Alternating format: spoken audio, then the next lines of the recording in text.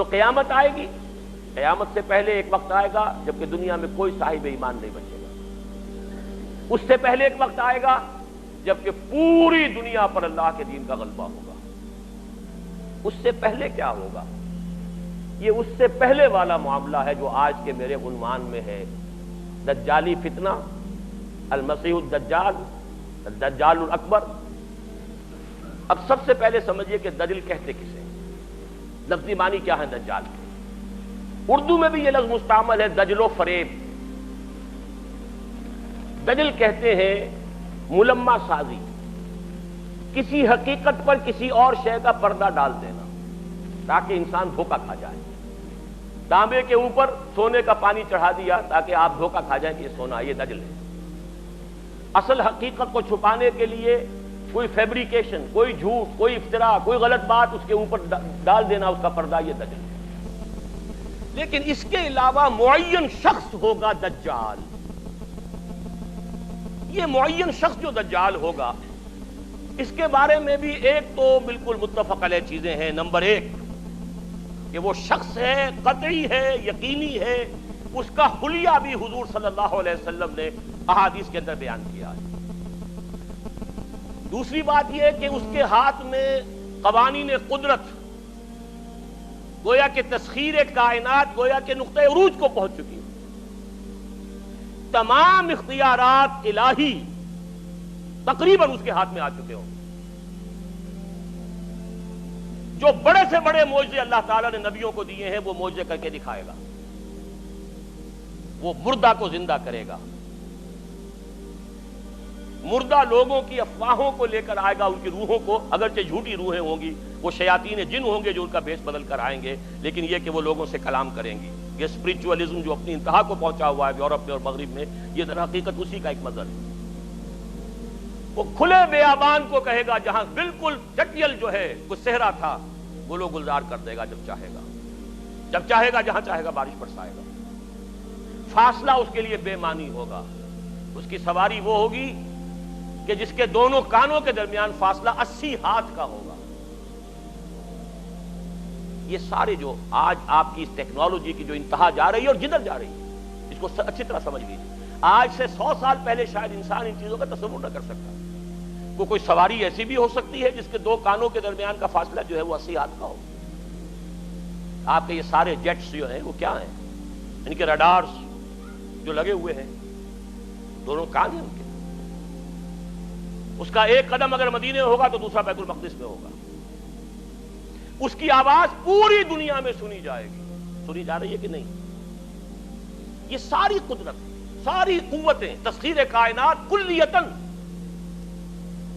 ایک آدمی کو چیر کر 2 ٹکڑے کرے گا، دونوں ٹکڑوں کو علیحدہ کرے گا، اس کے درمیان چلے گا اور پھر ان دونوں کو جوڑے گا اور کھڑا کر دے گا۔ احادیث میں ساری موجود ہے۔ سرجری جدھر جا رہی ہے وہ جب نہیں کہ وہاں تک آدمی پہنچ جائے۔ فریز کر کے تو یہ معاملہ اب ہو ہی سکتا ہے، لیکن یہ کہ ابھی اگلا اور قدم کیا ہوگا کچھ نہیں کہہ سکتے۔ یہ چیزیں تو ہے متفق علیہ۔ البتہ کچھ معاملات کے اندر احادیث میں کچھ اختلاف پایا جاتا ہے اور یہ مشکلات الحدیث میں سے، اور میں بھی چونکہ اس مسئلے میں اب تک بھی کسی درجے میں، ابھی قطعیت کے ساتھ میں کوئی بات نہیں کہہ پا رہا ہوں، لیکن اب چونکہ گمان غالب کے درجے میں ایک رائے تک پہنچ چکا ہوں، اس لیے میں نے آج اس بات کو آپ تک پہنچانے کے لیے یہ عنوان اختیار کیا ہے۔ اس لیے کہ حدیث میں جو آتی ہے تفاصیل، اس سے معلوم ہوتا ہے کہ یہ دجال 2 دجل کرے گا۔ یا تو وہ 2 دجل کرنے والے 2 دجال علیحدہ ہیں، یا یہ دونوں دجل کرنے والا شخص ایک ہی ہے۔ بس یہ مسئلہ ہے کہ جو آج تک مجھ سے حل نہیں ہوا تھا، اب تک کہنا چاہیے آج تک نہیں، اور یہ اس میں علماء سے بھی گفتگو ہوئی ہے، اور جن لوگوں نے اس پر خوب موضوعات پر اپنا وقت لگایا ہے ان سے بھی گفتگویں ہوئی ہیں، تو وہ بھی اس مسئلے کو حل کرنے سے تاحال قاصر رہے۔ لیکن یہ کہ اب میری رائے یہ ہے کہ یہ 2 شخص ہیں علیحدہ علیحدہ، واللہ عالم، لیکن ایک رائے تک میں پہنچ چکا ہوں، اس لیے وہ رائے آپ کے سامنے رکھ رہا ہوں، اور آپ کے ذریعے سے وہ آگے بھی پھیلے گی تو اہل علم کے ساتھ جو ہے اس معاملے کے اندر تبادلہ خیالات کی بھی نوبت آئے گی انشاءاللہ۔ لیکن یہ کہ اس میں یہ بات قطعی اور یقینی ہے کہ اس طرح کا ایک شخص پیدا ہوگا۔ البتہ یہ کہ آیا وہ 2 ہوں گے 2 مختلف اوقات میں، یا ایک ہی ہوگا ایک ہی وقت میں، صرف اس میں اختلاف ہے۔ میرے نزدیک وہ دو ہوں گے، ایک وہ شخص جو جھوٹا مسیح ہونے کا دعویٰ کرے گا، المسیح الدجال، جیسے حضور نے فرمایا میری امت میں 30 دجال اٹھیں گے جو نبی کا دعویٰ کریں گے، جن میں سے 5-6 تو حضور کے اپنے زمانے میں اور آپ سے متصل اٹھ کھڑے ہوئے تھے، بعد میں محمد علی باب ہو، بہاء اللہ ہو، قادیانی اور نہ معلوم کہاں کون اٹھے ہوں گے، واللہ عالم۔ بہرحال ہماری قریب کی تاریخ میں غلام احمد قادیانی اس کی نمایاں ترین مثال ہے۔ ویسے تو علامات قیامت جو ہے ان میں سب سے پہلی میں نے بتایا تھا حضور کی بعثت خود علامات میں سے، اس کے بعد 10 علامتیں حضور نے گنوائی ہیں اور وہ تدریجاً پوری ہوتی چلی جائیں گی۔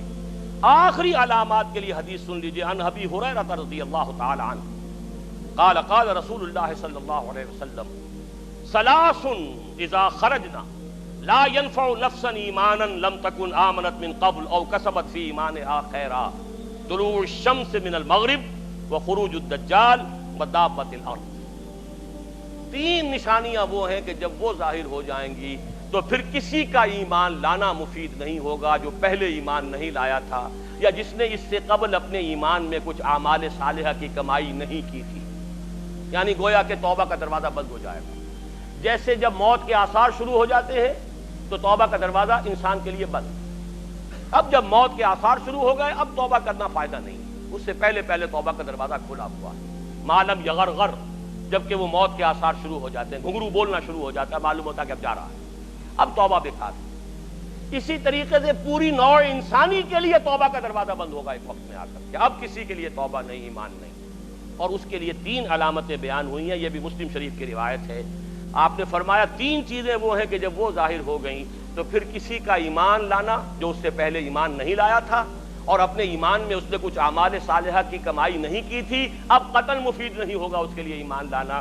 وہ 3 نشانیاں ہیں، طلوع الشمس من المغرب، سورج مغرب سے طلوع ہوگا، نظام شمسی میں کوئی اختلال ایسا ہوگا کہ جس سے سورج بجائے مشرق کے مغرب سے نکلے گا، وہ خروج الدجال ودابۃ الارض، ایک زمین سے کوئی چوپایا برآمد ہوگا، بعض احادیث میں آتا ہے کہ مروہ کے قریب سے وہ برآمد ہوگا جو گفتگو کرے گا انسانوں سے، یہ بالکل خرق عادت، یعنی وہ چیزیں کہ جن کا کوئی تعلق اب اسباب جو ہے دنیا کے ان سے کوئی تعلق نہیں ہے، کوئی فزیکل لا سے تعلق نہیں ہے، وہ بالکل معجزے ہوں گے، خرق عادت ہوگا۔ اور خروج دجال، وہ دجال جو خدائی کا دعویٰ کرے گا، اور حدیث میں آتا ہے کہ بہت کم لوگ ہوں گے کہ جو اس کے سامنے رک سکیں گے، اکثر و بیشتر جو کمزور ایمان والے لوگ ہوں گے وہ اسے خدا تسلیم کر کے اس کی پرستش شروع کر دیں۔ میرے نزدیک یہ آخری چھلنی ہوگی جو لگائی جائے گی اہل ایمان کو ایک طرف کرنے کی، اور یہ قیامت کی نشانیوں میں سے آخری نشانیوں میں سے ہے۔ اس کے بارے میں متعدد احادیث ہیں لیکن اب بہت وقت ہو چکا ہے، میں پھر انشاءاللہ کسی اور موقع پر اس مضمون کو مکمل کروں گا۔ اللہ تعالیٰ مجھے، جیسا کہ حضور صلی اللہ علیہ وسلم دعا کرتے تھے، اللہم انا نعوذ بک من فتنة المسیح الدجال، اللہم انا نعوذ بک من فتنة المسیح الدجال، اللہم اعذنا منہ، اللہم اعذنا منہ، ربنا تقبل منا انك انت السميع العليم وتب علينا انك انت التواب الرحيم برحمتك يا ارحم الراحمين۔